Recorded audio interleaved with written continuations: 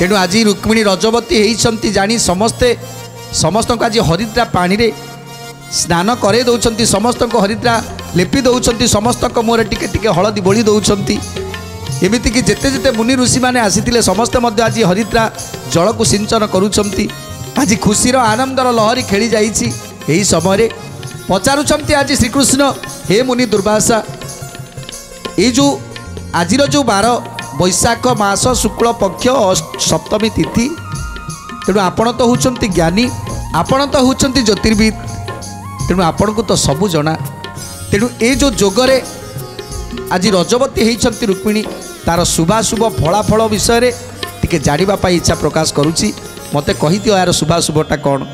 तेणु आज कौन कहते दुर्वासा नारायण पूजा कले दुर्वासा को चाई बोइले तुम ठारू के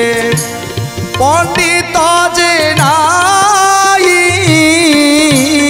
बोइले तुम ठारू के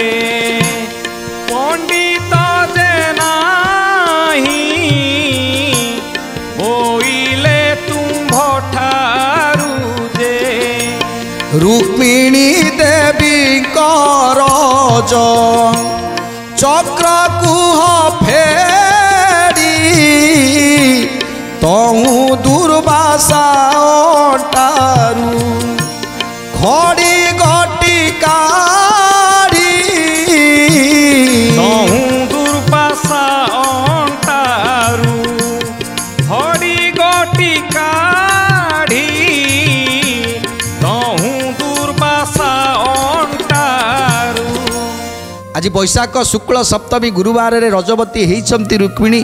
तेणु यार शुभाशुभ फलाफल जानापी इच्छा प्रकाश करिसेंती प्रभु दुर्वासा ऋषि की कहते दुर्वासा ऋषि तुम्हें तो पंडित जनै दियो यार शुभाशुभ कौन तेणु ए कथा को शुणी दुर्वासा ऋषि निज अंटारू काढ़ुंट खड़ी आउ कोष्ठी को काटी दौरान आज कोष्ठी को काटी तादरे नवग्रहादि को बसई नवग्रहादि को बसई एथर विचार करुछंती मन दृढ़ करी न से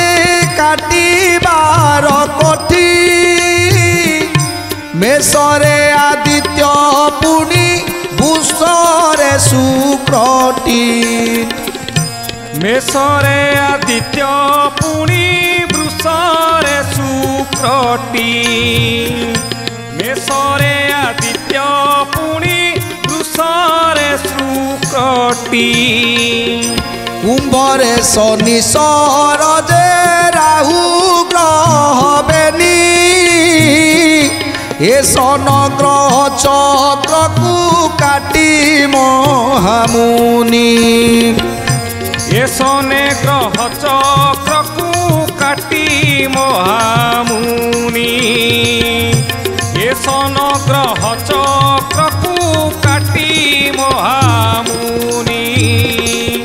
प्रथम रे 12 दोष संक्षेपिले आनी